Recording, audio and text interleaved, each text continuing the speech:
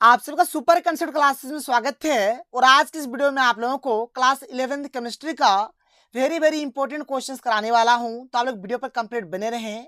देखिए आप लोगों के लिए आ चुका है लॉन पेयर और बॉन्ड पेयर का महा ट्रिक। यहाँ पर मैं आप लोगों को गजब का ट्रिक बताने वाला हूँ। इस ट्रिक के माध्यम से आप लोग बहुत ही आसानी से लॉन पेयर और बॉन्ड पेयर को निकाल देंगे।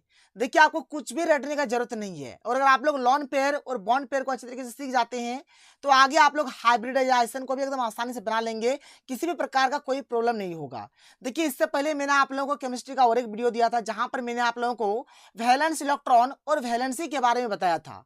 अगर आपने उस वीडियो को नहीं देखा है तो आप लोग उस वीडियो को सबसे पहले देख लीजिए, क्योंकि यहाँ पर आप लोगों का वैलेंस इलेक्ट्रॉन और वैलेंसी का यहाँ पर आप लोगों का यूज होने वाला है। देखिए जो मैं आप लोगों को कराऊंगा एकदम सीक्वेंस वाइज करा रहा हूँ, एक एक करके आप लोगों को हर एक चीज को देख लेना है। तो चलिए शुरू करते हैं। देखिए यहाँ पर आप लोग देख सकते हैं, यहाँ पर दो हमारा ट्रिक लिखा हुआ है। इसको अभी आप लोग भूल जाइए, किस प्रकार से बनाना है यहाँ पर मैं आपको समझाता हूँ। ध्यान से आप लोग सुनिएगा। देखिए हम लोग सीधे एग्जाम्पल लेते हैं और सीधे यहाँ पर हम लोग ट्रिक को समझते हैं।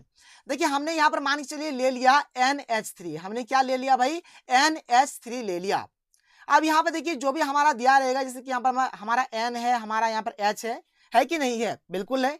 अगर आप लोग इस क्वेश्चन को देखेंगे, देखिए यहाँ पर क्या है, हमारा H2O इसका नाम है, तो यहाँ पर हमारा H है, यहाँ पर हमारा O है। देखिए सबसे पहले आप लोगों को पता करना पड़ेगा कि हमारा सेंट्रल एटम कौन सा है। सेंट्रल एटम कौन सा है आप लोगों को सबसे पहले ये पता करना पड़ेगा। देखो भाई सेंट्रल एटम कौन वाला होगा? जिसकी संख्या सबसे कम होगी वही हमारा सेंट्रल एटम होगा। देख लो यहाँ पर, जैसे कि यहाँ पर NH3 दिया गया है, तो यहाँ पर N हमारा एक टो है, H हमारा 3 टो है, तो यहाँ पर हमारा N हो गया सेंट्रल एटम। अगर आप लोग यहाँ पर देखेंगे, जैसे कि हमारा H2O है, तो H हमारा 2 टो है, O हमारा 1 टो है, मतलब यहाँ पर O कम है, यानी O यहाँ पर हमारा सेंट्रल एटम हो जाएगा। आगे देखिए ना, आगे बहुत सारा एग्जांपल मिलेगा। जैसे SO2 का अगर मैं बात करूं, तो यहाँ पर अगर आप लोग ध्यान से देखेंगे तो S हमारा 1 टो है, O हमारा 2 टो है, यानी S यहाँ पर कम है तो S हमारा सेंट्रल एटम हो जाएगा। इसी प्रकार से आप लोग आगे भी देख सकते हैं। आगे देख लीजिए, जैसे यहाँ पर हमारा PCl3 है, तो P हमारा यहाँ पर सेंट्रल एटम हो जाएगा। इसके बाद हमारे PCl5 है, मतलब यहाँ पर P कम है ना, तो P सेंट्रल एटम हो जाएगा। आगे देखिए यहाँ पर क्या है, यहाँ पर है ClF3, तो Cl कम है तो यहाँ पर Cl हमारा सेंट्रल एटम हो जाएगा। यहाँ पर हमारा SF4, यहाँ पर S है भाई, देखो सबसे कम, तो S हमारा सेंट्रल एटम हो जाएगा। इसी प्रकार से यहाँ पर हमारा है BrF5, Br कम है, मतलब यहाँ पर हमारा Br सेंट्रल एटम हो गया। इस प्रकार से आप लोग यहाँ पर सेंट्रल एटम को एकदम आसानी से पहचान लेंगे, कोई दिक्कत नहीं होगा। चलो भाई एक काम तो यहाँ पर आपका हो गया। देखिए हमारा जो ट्रिक कहता है ना लॉन पेयर निकालने का, हर एक का आप लोग निकाल सकते हैं, दिक्कत नहीं है। कोई सा भी क्वेश्चन ले लीजिए। तो लॉन पेयर आप लोग किस प्रकार से निकालेंगे? तो आपका जो सेंट्रल एटम होगा ना, जो सेंट्रल एटम होगा उसके वैलेंस इलेक्ट्रॉन को आप लोगों को सबसे पहले लिख देना है। जो भी सेंट्रल एटम होगा उसके वैलेंस इलेक्ट्रॉन को हम लोग लिख देंगे, फिर माइनस क्या कर देंगे, सेंट्रल एटम को छोड़कर अब बाद में कि जो भी हमारा एलिमेंट्स जो बच जाता है या फिर जो एटम्स हमारा बच जाता है उसका हमें यहाँ पर वैलेंसी लिख देना है। बात क्लियर? जैसे अगर मैं बात करूं NH3 का, तो N तो हमारा सेंट्रल एटम हो गया, इसका हम लोग क्या करेंगे, वैलेंस इलेक्ट्रॉन लिखेंगे। और ये जो H हो गया ना, H जो हमारा बच जाता है इसके हम लोग वैलेंसी को लिखेंगे, ठीक है। उसके बाद क्या करेंगे, बटे देंगे और 2 से भागा कर देंगे, बस हमारा काम बन जाएगा। कोई दिक्कत कोई प्रॉब्लम नहीं होगा। बात समझ में आ रहा है? चलो भाई यहाँ पर मैं आप लोगों को समझाता हूँ, एक एक करके हर एक चीज को देखिएगा, अच्छे तरीके से समझिएगा। देखिए यहाँ पर हमारे पास NH3 है। क्या क्या है भाई? NH3 है। तो यहाँ पर सेंट्रल एटम हमारा हो गया N, सेंट्रल एटम क्या हो गया, N हो गया।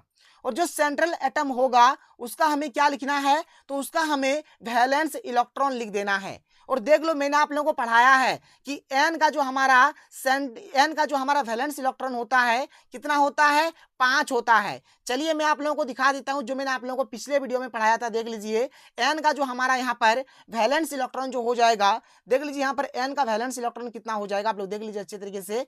देख लीजिए यहाँ पर हमारा N है और N का वैलेंस इलेक्ट्रॉन कितना होता है, 5 होता है। 5 होता है कि नहीं होता है? बिल्कुल होता है। तो भाई यहाँ पर हमने क्या किया है देख लीजिए, तो यहाँ पर हमने क्या किया है, जैसे इसका अगर हम लोग यहाँ पर लॉन पेयर निकालेंगे तो क्या करेंगे, जैसे n का हमारे यहाँ पर वैलेंस इलेक्ट्रॉन कितना होता है, 5 होता है, तो सबसे पहले 5 को लिख देंगे, फिर माइनस करेंगे। देखो भाई यहाँ पर हमारा हाइड्रोजन है और हाइड्रोजन का वैलेंसी कितना होता है, मैंने आप लोगों को उसी वीडियो में बताया था कि यहाँ पर हाइड्रोजन का वैलेंसी हमारा होता है 1।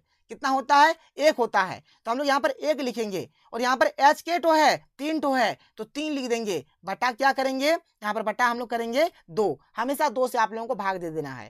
तो ये हो गया 5 माइनस 3 के 3 बटा 2, 5 में 3 गया तो 2 बटा 2, 2 के 2, 2 के 2 काट देंगे, कितना आएगा, 1 आ गया आंसर। यानी लॉन पेयर कितना हो गया हमारा, यहाँ पर 1 हो गया इसका आंसर। चलिए यहाँ पर मैं आप लोगों को फिर से और एक बार बता देता हूँ। देखिए अगर आपको नहीं समझ में आ रहा है ना तो वीडियो को आप लोग 2-3-4 बार देखिए, आपको जरूर समझ में आ जाएगा। देखिए यहाँ पर हमारा NH3 है कि नहीं है, चलिए बिल्कुल है। ये जो NH3 है इसमें देखिए यहाँ पर N हमारा 1 टो है और H हमारा 3 टो है, तो इसमें कम क्या है, तो N हमारा कम है और जो कम होगा वही हमारा सेंट्रल एटम होगा। मतलब यहाँ पर हमारा N हो गया सेंट्रल एटम, जो सेंट्रल एटम होगा उसका हमें वैलेंस इलेक्ट्रॉन देखना है कितना होता है, और N का वैलेंस इलेक्ट्रॉन होता है 5, तो हमने भाई यहाँ पर 5 लिख दिया, 5 लिख दिया, इसका काम हमने कर दिया। फिर बीच में है माइनस, तो हमने यहाँ पर माइनस भी दे दिया। नंबर ऑफ वैलेंसी जो बच जाता है, जैसे यहाँ पर n का तो काम हो गया, बचा h का वैलेंसी होता है 1 होता है, तो 1 हमने लिखा, और h यहाँ पर 3 तो है इसलिए हमने इसको 3 से गुणा कर दिया, बटा क्या हो गया, बटा 2 हो गया, जो कि यहाँ पर सूत्र में दिया है, बराबर हो गया 5 का 5, 3 के 3 बटा 2, 5 में 3 गया तो 2 बटा 2 काट देंगे, तो हमारा कितना आ गया, 1 आ गया। बात क्लियर, बात समझ में आ गया। चलिए बहुत बढ़िया, आगे चलते हैं, अगला क्वेश्चन देख लेते हैं। अगला क्वेश्चन देख लीजिए यहाँ पर, जैसे कि हमारे पास है H2O है। अब H2 में देखो भाई H हमारा 2 टो है, O हमारा 1 टो है, O कम है, यानी O यहाँ पर हमारा सेंट्रल एटम हो जाएगा। O क्या हो जाएगा, सेंट्रल एटम हो जाएगा। और मैंने आप लोगों को क्या बताया कि जो भी हमारा सेंट्रल एटम होगा उसका हमें देखना है वैलेंस इलेक्ट्रॉन कितना है। तो चलो भाई O का हम लोग वैलेंस इलेक्ट्रॉन देख लेते हैं। देखिए मैंने आप लोगों को पिछला वीडियो में बताया था, देख लीजिए यहाँ पर मैं आप लोगों को दिखा देता हूँ। देख लीजिए O का जो हमारा वैलेंस इलेक्ट्रॉन होता है कितना होता है, 6 होता है। आप लोग अच्छे तरीके से देख लीजिए।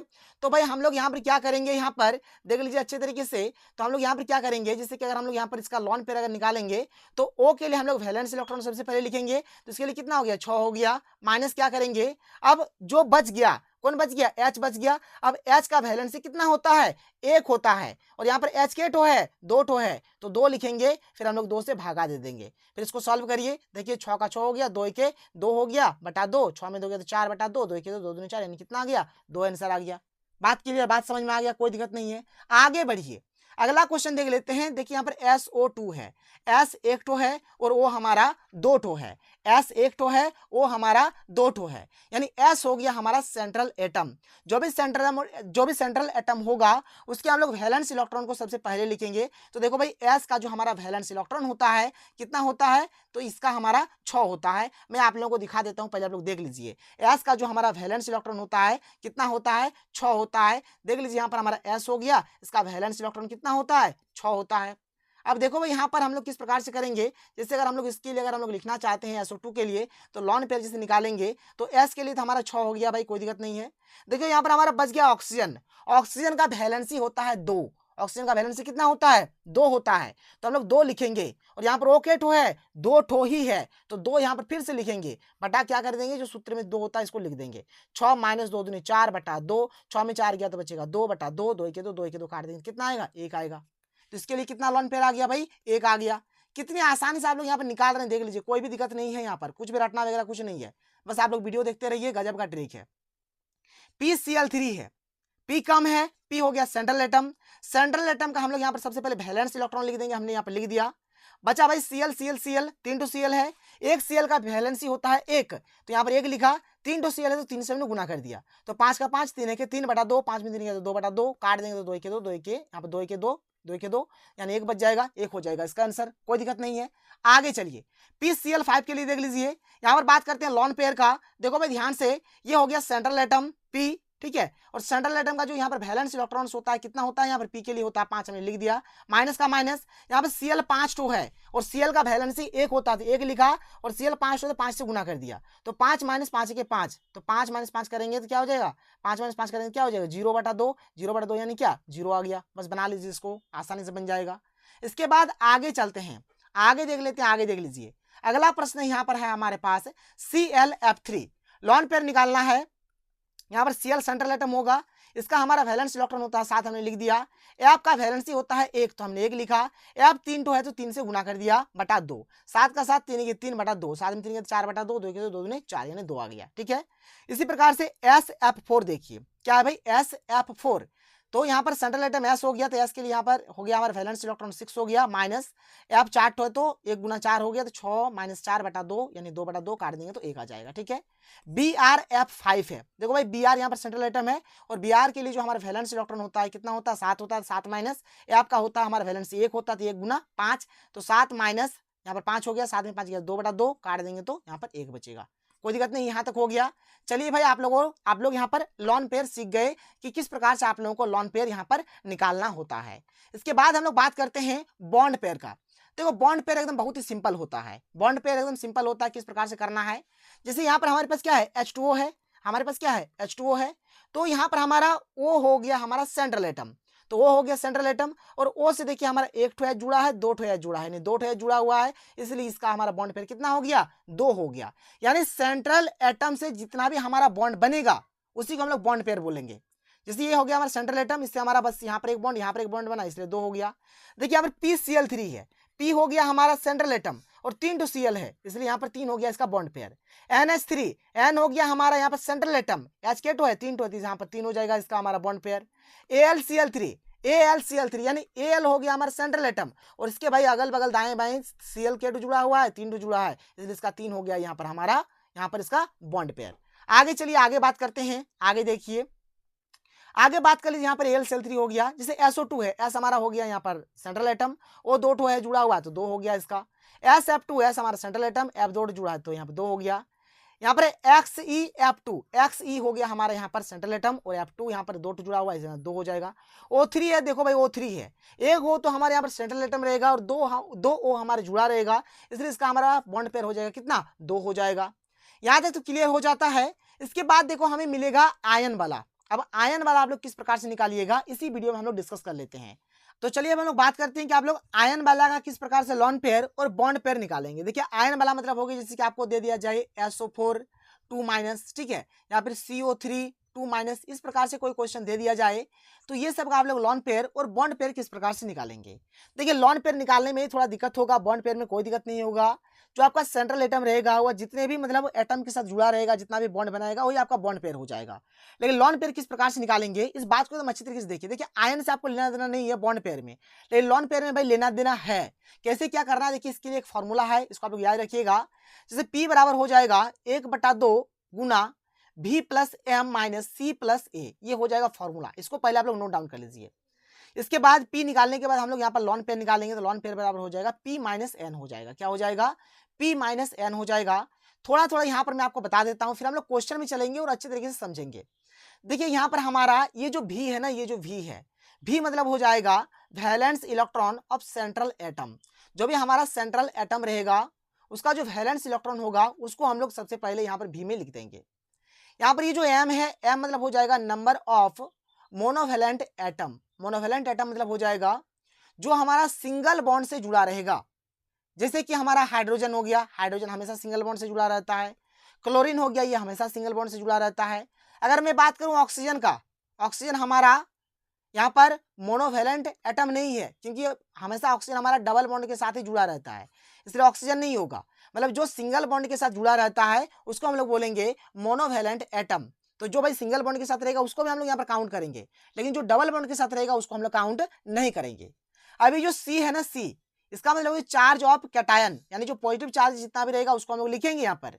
A मतलब है यहाँ पर चार्ज ऑफ एनायन, यानी जो भी नेगेटिव चार्ज होगा उसको हम लोग यहाँ पर लिखेंगे।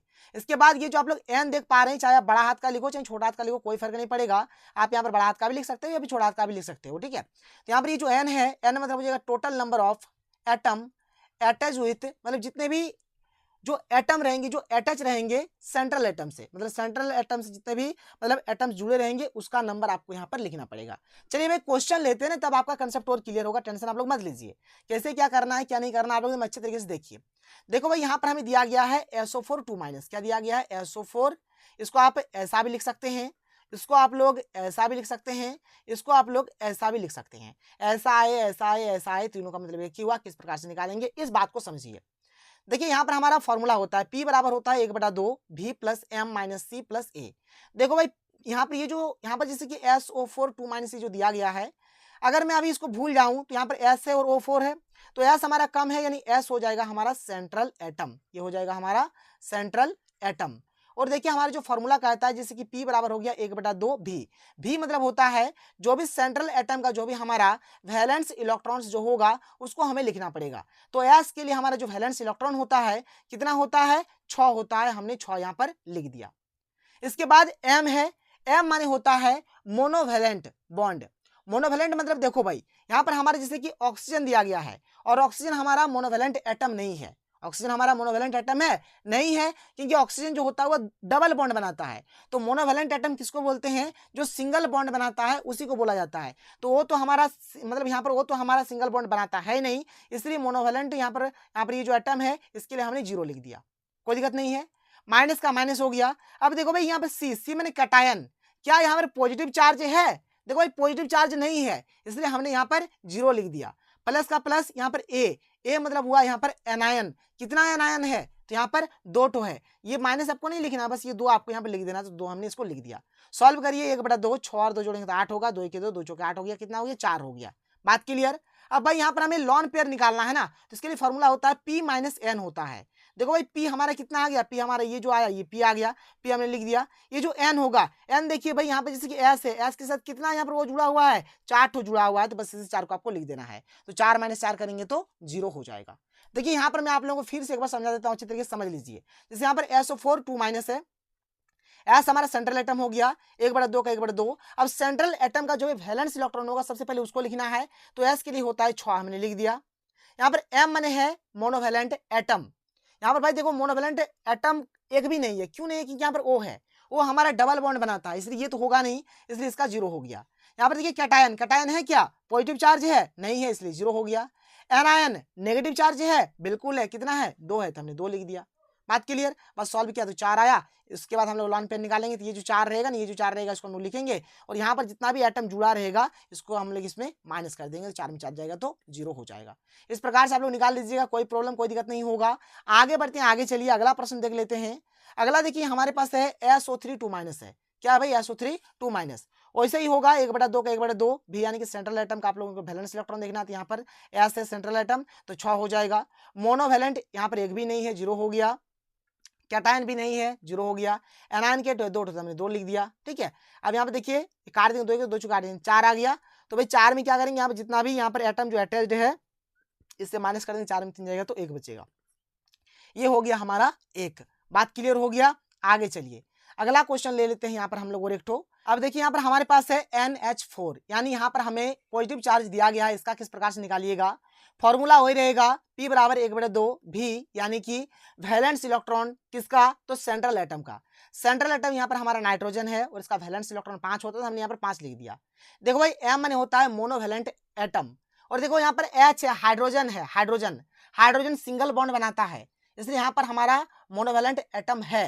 तो यहाँ पर H के टो है, 4 ठो है, इसलिए हमारे यहाँ पर मोनोवैलेंट एटम के टो हो गया, 4 ठो हो गया। बात क्लियर हो गया। अब देखो यहाँ पर एक तो है कैटायन है, एक तो एनायन है, यानी एक तो हमारा पॉजिटिव चार्ज है, एक तो हमारा नेगेटिव चार्ज है। तो पॉजिटिव चार्ज कितना है, नेगेटिव चार्ज कितना है देख लो। तो पॉजिटिव चार्ज यहाँ पर हमारा एक ही तो है, तो हमने 1 लिख दिया। नेगेटिव चार्ज हमारा एक भी नहीं है, इसलिए हमने 0 लिख दिया। बस सॉल्व करिए, 5 4 9, 9 में 1 गया तो 8, तो 1/2 गुना 8, तो 2 चौके 8, यानी कितना आ गया 4 आ गया। बनाना किस प्रकार से भाई, एकदम सिंपल है। लॉन पेन निकालेंगे तो यहाँ पर पी कितना आया, पी क्या आया 4 लिख देंगे, और यहाँ पर कितना एटम अटैच्ड है 4, तो लिख देंगे -4, तो 4 - 4 करेंगे कितना आ जाएगा 0 आ जाएगा। इस प्रकार से ये हो गया। आगे चलिए अगला क्वेश्चन देख लेते हैं। इस क्वेश्चन को आप लोग ध्यान से देखिए। जैसे कि यहाँ पर हमें H3O+ दिया गया है, तो सेंट्रल एटम यहाँ पर हमारा O हो जाएगा। O का वैलेंस इलेक्ट्रॉन होता है 6, तो हमने यहाँ पर लिख दिया। मोनोवैलेंट यहाँ पर मोनोवैलेंट एटम जितना भी है देख लीजिए, यहाँ पर H है जो कि हर जगह पे सिंगल बॉन्ड बनाता है, 3 ठो है, तो हमने यहाँ पर 3 लिख दिया, कोई दिक्कत नहीं है, 3 लिख दिया। माइनस का माइनस, कैटायन के ठो है, 1 ठो है, तो हमने यहाँ पर 1 लिख दिया। एनायन है नहीं, रहने दिया। 6 और 3 9, 9 में गया तो 8, तो 1/2 गुना 8, 2 चौके 8, यानी 4 आ गया। फिर लॉन पेयर क्या हो जाएगा, P - N बराबर क्या हो जाएगा 4 माइनस यहाँ पर N का मान यहाँ पर N के टू अटैच्ड है, 3 ठो, तो 3 लिख देंगे। तो 4 में 3 जाएगा, कितना बचेगा 1 बचेगा। तो ये हो गया यहाँ पर हमारा इसका यहाँ पर हमारा लॉन पेयर, ठीक है। अब देखिए भाई यहाँ पर देखिए बॉन्ड पेयर निकालना कोई दिक्कत वाली बात नहीं, आप लोग आसानी से निकाल सकते हैं। जैसे कि यहाँ पर ऑक्सीजन है, इसके साथ क्या जुड़ा हुआ है 3 तो, मतलब यहाँ पर इसका बॉन्ड पेयर 3 हो जाएगा, ठीक है। मतलब जितना भी जुड़ा रहेगा वही हो जाएगा बॉन्ड पेयर, तो बॉन्ड पेयर आप लोग आसानी से निकाल लीजिएगा। तो ये रहा हमारा आज का वीडियो, आप लोग अच्छी तरीके से लॉन पेयर बॉन्ड पेयर को कर लीजिए, क्योंकि आगे जो आप लोगों का आने वाला वीडियो उसमें आपको लॉन पेयर और बॉन्ड पेयर का यूज करना है और आप लोगों को क्वेश्चंस को बनाना है। तो चलिए मिलते हैं अगले वीडियो में। थैंक यू, जय हिंद।